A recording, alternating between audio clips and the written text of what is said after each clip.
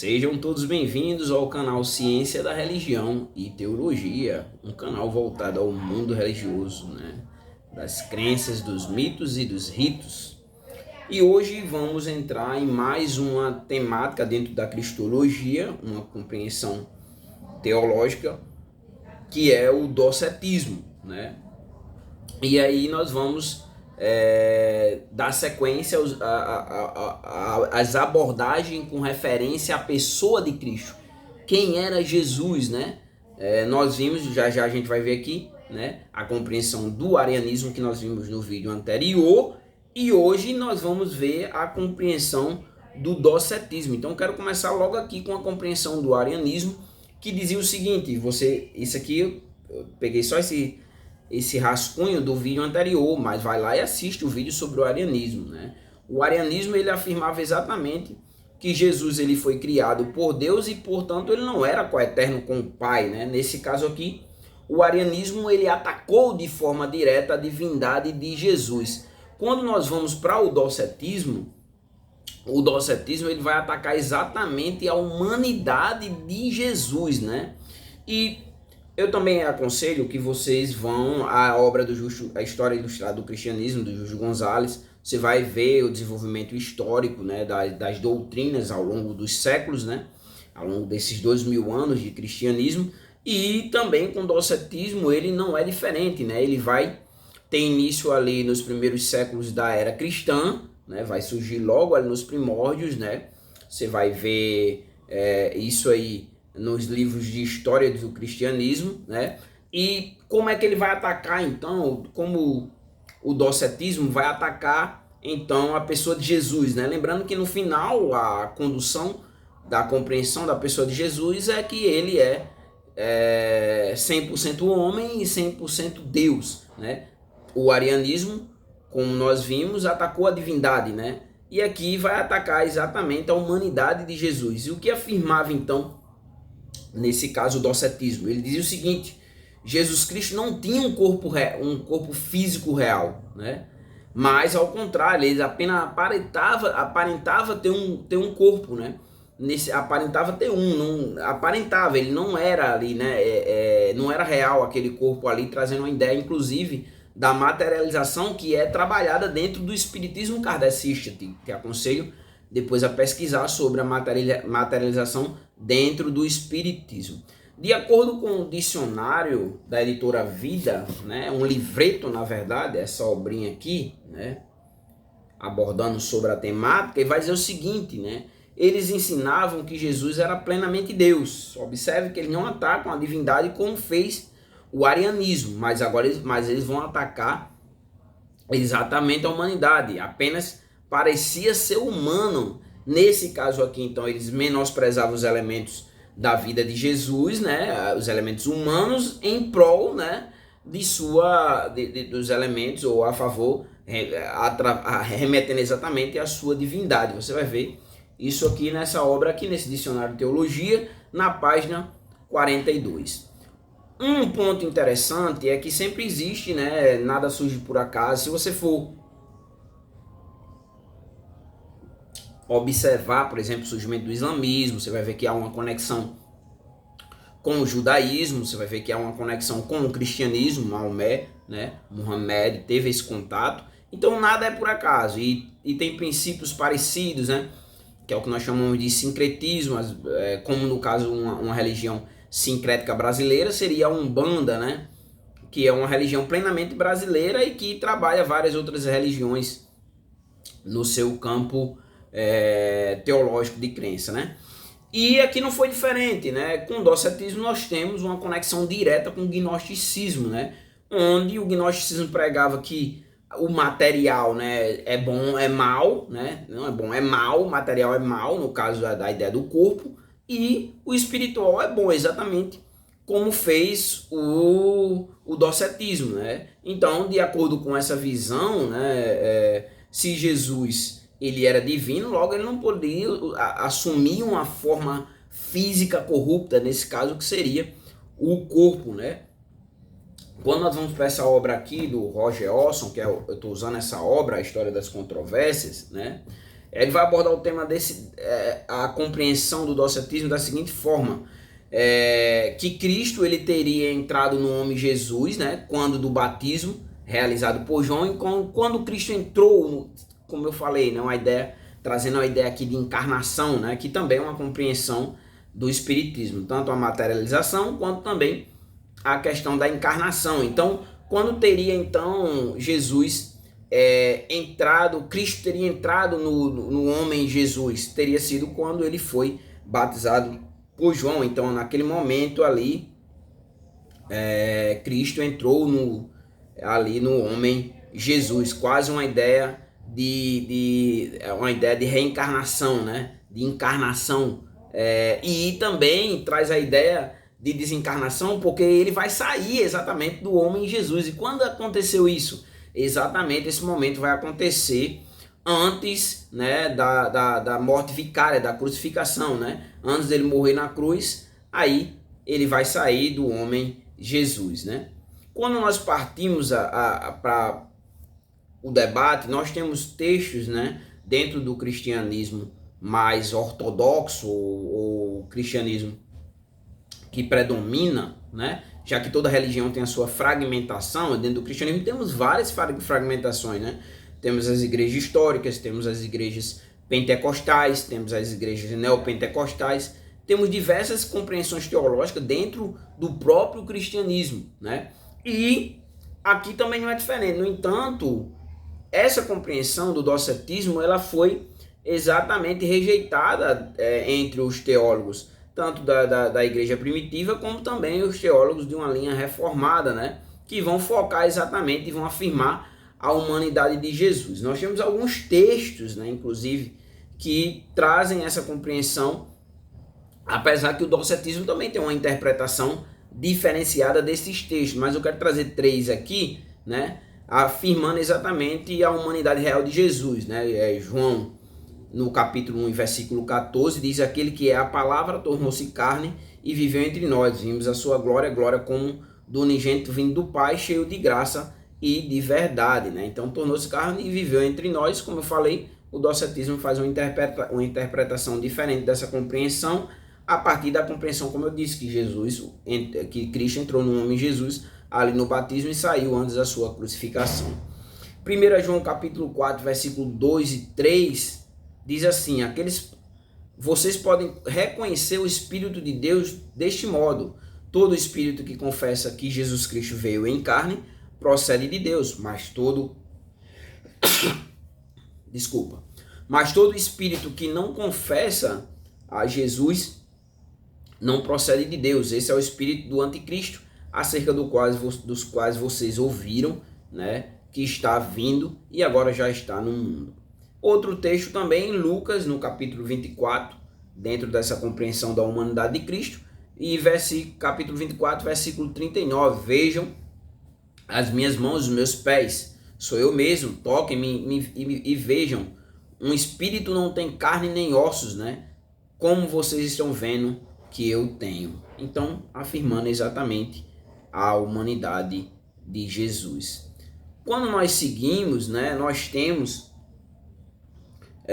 a partir do embate, né, teológico dentro do cristianismo, como falei, né, o cristianismo mais ortodoxo, né, ou a compreensão teológica hegemônica, que o docetismo ele faz alguns ataques, né, e aqui eu enumerei alguns, né, nós poderíamos dizer erros ou compreensões equivocadas ou compreensões, né, diferenciadas do cristianismo predominante, que seria exatamente a negação, como nós vimos, diretamente da encarnação, né, da humanidade de Jesus, né, e que vai afirmar exatamente o seguinte, né, afirmar que Jesus, não tendo um corpo real, né, é exatamente negar, né, gerado, né, Jesus foi gerado pelo Pai, né, no entanto existiu sempre existiu, né. Então, essa negação da humanidade, né, que vai ser combatida, é exatamente em cima disso, né? Jesus, não tendo um corpo real, né, é negar exatamente a verdadeira encarnação, né, o nascimento de Deus, né? Porque dentro do cristianismo é considerado Jesus é Deus, né? Ele compõe a Trindade, né? Não hierarquicamente, mas faz essa composição da Trindade, né? E nesse caso aí é negar exatamente a verdadeira encarnação de Jesus, né? Que no caso seria uma doutrina central ao cristianismo, né? Ele foi gerado pelo Pai, né? No entanto, não traz a ideia de uma criatura subsequente, né, de inferioridade, como algumas dessas doutrinas vai trazer, né? Mas é o próprio Deus ali concebido, né, através do Espírito Santo de Deus, né? Sem a conexão humana, no sentido sem que o homem ejaculasse ali, o seu esperma fecundasse com o óvulo da mulher, mas foi gerado pelo Espírito Santo. Então, nega exatamente esse ponto, o docetismo.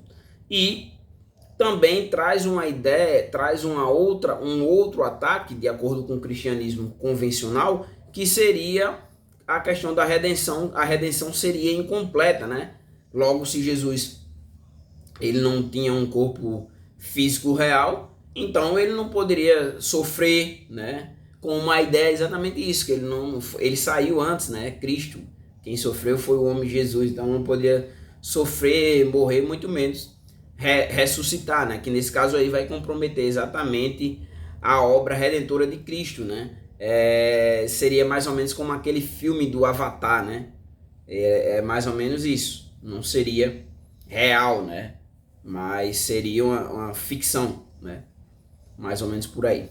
E o outro ponto é que vai atacar exatamente o testemunho apostólico, né, a partir da compreensão do cristianismo convencional, né, que vai ser afirmado exatamente nos evangelhos, a humanidade de Jesus, em Atos dos Apóstolos, nas cartas, como também nas epístolas, né, de que Jesus ele tinha um corpo físico real e que Jesus ele viveu, ele morreu e ressuscitou ao terceiro dia, né? Dentro disso, eu acho que aqui eu quero dar voz a alguns puritanos, né, da teologia puritana. Por exemplo, John Owen, ele diz o seguinte: negar a humanidade verdadeira de Cristo é subverter o próprio fundamento do Evangelho. Jesus, em sua natureza humana, sofreu e morreu por nossos pecados. John Owen. Thomas Watson diz o seguinte: se Cristo não tivesse um corpo verdadeiro, ele não poderia ser nosso substituto perfeito. A encarnação é essencial para a nossa redenção, né? Então, você vê que sempre o foco é que realmente a encarnação de Cristo foi real, né? Richard Baxter diz o seguinte: a encarnação de Cristo é o maior mistério e o fundamento da nossa fé. Sem a verdadeira humanidade de Cristo, não haveria mediação eficaz. John Burner diz o seguinte: os docetas, ao negar o corpo real de Cristo, distorcem o Evangelho e a eficácia da obra de Jesus na cruz. E para finalizar, Thomas Brooks diz o seguinte: a humanidade de Cristo é tão essencial quanto sua divindade. Ambas são necessárias para a obra de salvação. Nesse caso, é exatamente que Cristo era 100% homem e 100% Deus, né? Sendo que Jesus era o próprio Deus, né? É uma das pessoas da Trindade, né? Juntamente com Deus e o Espírito Santo. E aí a gente pode refletir, né, no caso, esse tema da seguinte forma, né? Nós precisamos entender, né, que o cristão ele precisa conhecer e compreender, né, as visões e suas implicações, né? Alguns podem dizer assim: para que eu vou saber disso? Para que eu vou procurar aprender as doutrinas? E é por isso que a gente vê, se vê, né, muitas aberrações ou inovações, né, ou novas compreensões, se a gente partir para a ideia da ciência da religião, do qual não fazia parte do cristianismo em seus primórdios, né? Então entender vai ajudar exatamente você a valorizar a doutrina bíblica da encarnação de Cristo, da pessoa de Cristo, né, que veio até aqui, né, a Terra, né, e nasceu, né, nasceu da Virgem Maria para morrer em prol da humanidade, né? E com isso você vai trazer algumas aplicações práticas, por exemplo, com relação à defesa da verdadeira humanidade de Cristo, né? Sem, como eu estou dizendo, porque a gente está focando na humanidade, então as aplicações estão vindo com foco na humanidade, mas não quer dizer que valorizar a humanidade em prol da divindade e vice-versa, porque ele tinha essas duas naturezas. Então, essa defesa da humanidade, né, da verdadeira humanidade de Cristo, né, é exatamente que a humanidade dele é real. Jesus teve fome, né, Jesus teve sede, dormiu, se cansou, né, sentiu angústia, né, como qualquer ser humano, né. E o outro ponto é a valorização, né, da sua vinda, né, à Terra, né, de forma completa, né, e um corpo real, né. E aí é de celebrar, né, o próprio Deus se submeter a uma condição, né, humana de sofrimento em prol da humanidade, com foco em redimir essa humanidade, né. Nesse caso, João 3,16 diz: porque Deus amou o mundo de tal maneira que deu seu Filho unigênito para que todo aquele que nele crê não pereça, mas tenha a vida eterna, né? O amor de Deus pela humanidade, dando seu Filho em prol da humanidade, né? Onde ele vem morrer pela humanidade. Um terceiro ponto, né? É que nós temos um norte, né? Para guiar o cristão, né? Que não segue essa linha, né, essa compreensão da desvalorização do corpo real de Cristo, ele tem um norte, e esse norte ele se encontra exatamente no testemunho apostólico e na igreja primitiva, né? O testemunho apostólico nós temos nos evangelhos, né? Essa humanidade de Cristo presente, nós temos Atos dos Apóstolos, as epístolas e mesmo as cartas, né? Como também nas obras da patrísticas, né? Recomendo que você adquira. Eu tenho na verdade em PDF tenho quase todas, mas eu tenho também em papel na minha biblioteca, né? E eu recomendo você adquirir as obras da patrísticas, né? Da editora Paulus, caso eu não esteja enganado, mas é uma editora católica, né? Mas essas obras ela é lançado lá, é um livrinho, a coleção é bem interessante, bem bonitinha, verdinha. Então eu recomendo que vocês adquiram, né? E para concluir então, o docetismo nega exatamente a humanidade de Cristo e com isso compromete a doutrina da encarnação e a obra redentora de Cristo.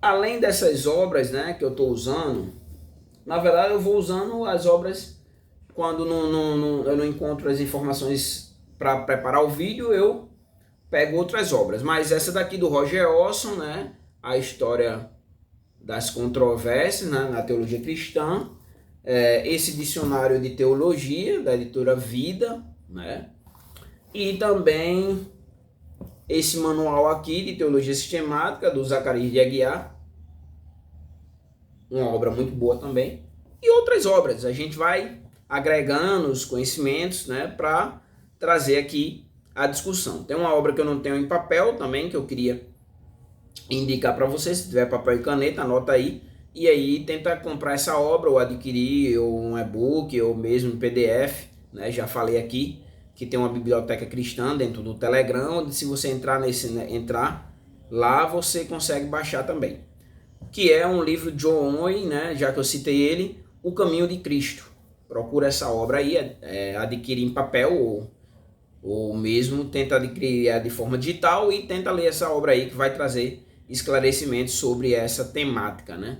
Eu espero que vocês tenham gostado, né, do vídeo sobre o docetismo. Já falamos sobre o arianismo e no próximo vídeo eu vou falar sobre o adocionismo, né?